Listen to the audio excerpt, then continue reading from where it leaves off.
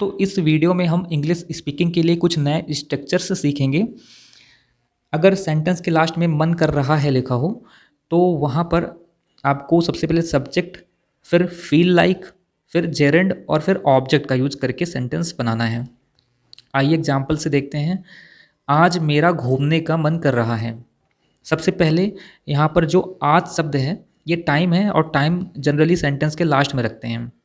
Subject क्योंकि पहले लिखते हैं, मेरा यहाँ सब्जेक्ट है इसके लिए आई लिखा। मन कर रहा है इसके लिए फील लाइक लिखा। उसके पहले घूमना वर्ड है, घूमने में ना अक्षर आया है। जिस वर्ब में ना अक्षर आया होगा उसी में आपको आईएनजी लगाना है। घूमने को वेंडर कहते हैं और वेंडर में आईएनजी लगाया। क्यों लगाया? क्योंकि घूमने में ना अक्षर आया है। तो I feel like vending today, इस तरह से इसका सही सेंटेंस हो जाएगा। नेक्स्ट देखते हैं। मेरा चाय पीने का दिल कर रहा है। सबसे पहले मेरा के लिए आई लिखा। दिल कर रहा है या मन कर रहा है इसके लिए फील लाइक।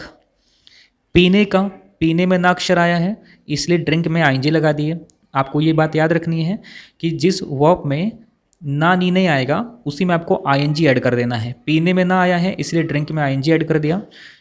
चाय है फिर तो टी लिख दिया। मुझे चाय पीने का दिल कर रहा है, I feel like drinking tea.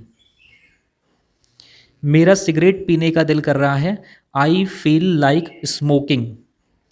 ध्यान दीजिए यहाँ पर सिगरेट पीना वर्ड आया है और पीने में लगा है ना अक्षर, इसलिए स्मोक में आईएनजी लगाकर सेंटेंस बनाया है।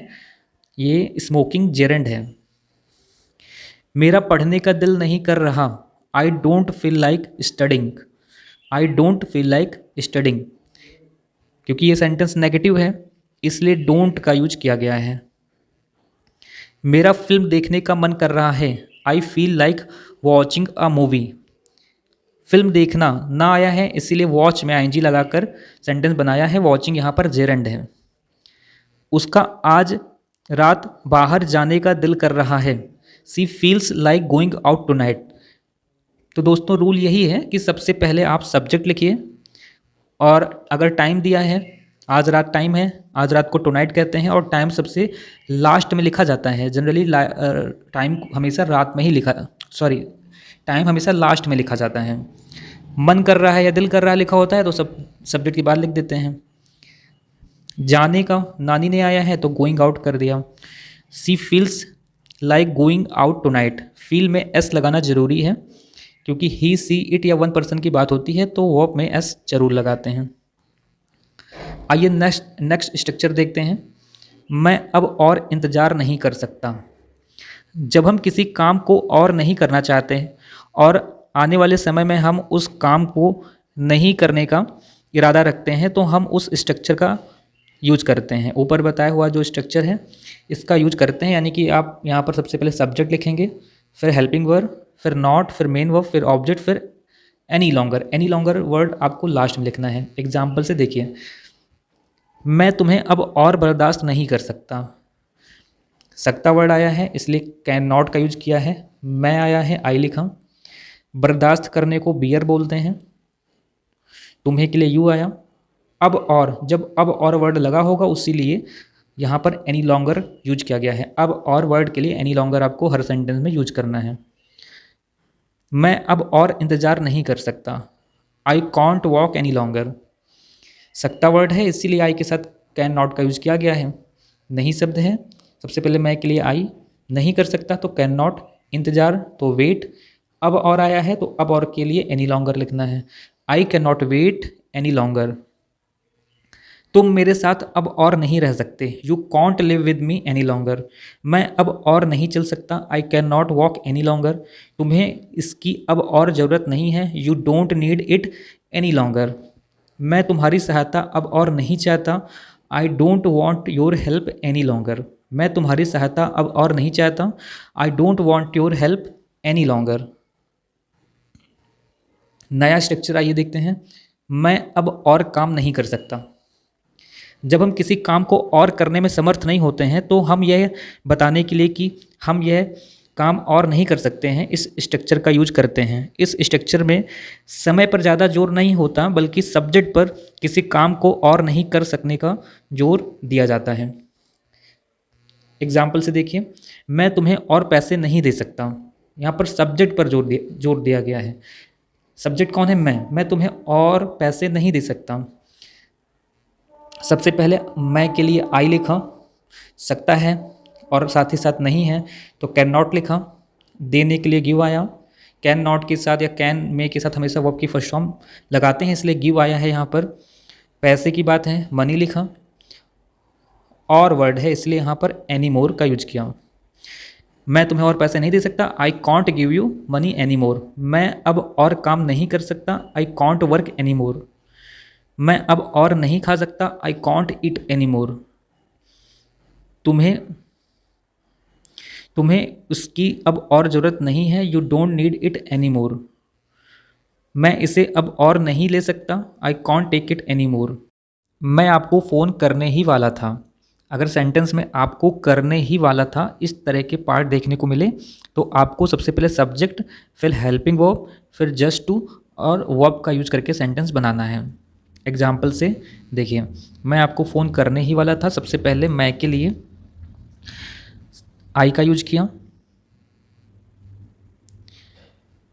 सबसे पहले मैं के लिए आई का यूज किया, था लिखा है इसलिए वॉच का यूज किया, आई के साथ वॉच का यूज करते हैं।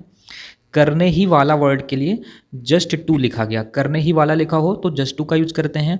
फ़ोन करने के लिए कॉल यू, तो I was just to call you इसका सही सेंटेंस बन जाएगा।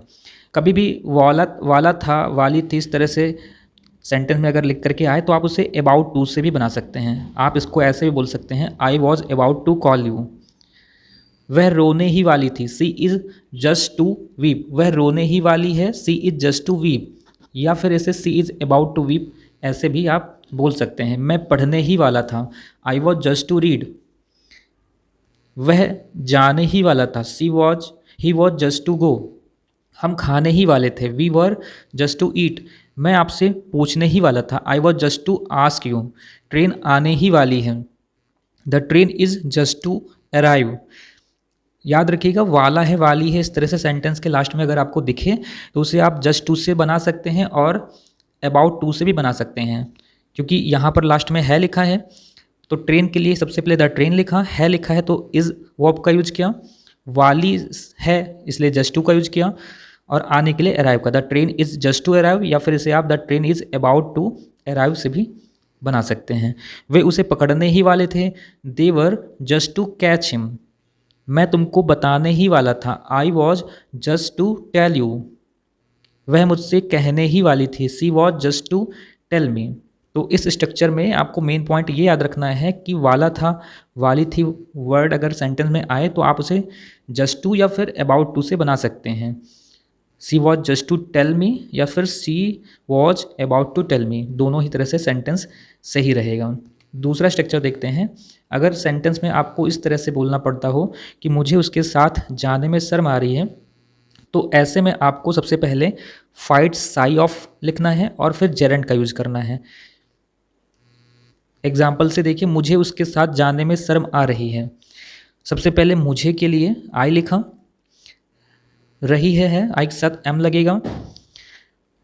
शर्म आ रही है, शर्म आ रही है जब भी आएगा सेंटेंस में तो उसे आप फाइटिंग साई ऑफ से बनाएंगे, फाइटिंग साई ऑफ।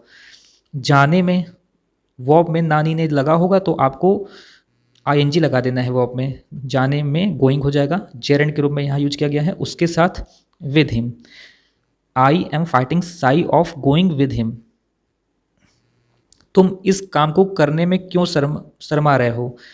सेंटेंस के बीच में क्यों वर्ड आया है, इसलिए सबसे पहले वाई लिखा। प्रेजेंट कॉन्टिन्यूअस का है इसलिए आर लिखा।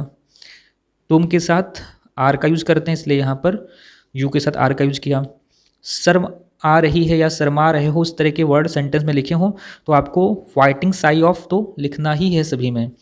अब देखिए, इस काम को करने में क्या है, ये जेरेंड है, नानी ने लगा है तो डू में आईएनजी लगा दिया क्योंकि ये जेरेंड है। इस काम को दिस वर्क, तो इसका सही सेंटेंस हो जाएगा why are you fighting shy of doing this work.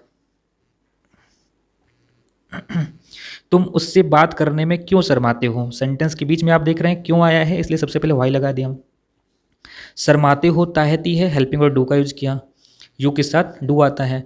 शर्म आने की बात होती है तो fighting shy of, fight shy of का यूज करते हैं। करने में नानी ने लगा है तो वर्ब में आईएनजी आएगी, यानी जेरेंड के रूप में टॉकिंग लिख दिया, उसके साथ with her. Why do you fight shy of talking with her, तुम वहां जाने में क्यों शर्माते हो, why do you fight shy of going there. तीसरा स्ट्रक्चर, मैं तुमसे कॉलेज जाने का बहाना बनाकर मिलने आया हूं। जब भी सेंटेंस में बहाना बनाकर मिलने आया हूं इस तरह से बोलना हो तो उसके लिए हमेशा आपको ऑन द प्रिटेक्स्ट ऑफ का यूज करके उसके बाद जेरेंड का यूज करना।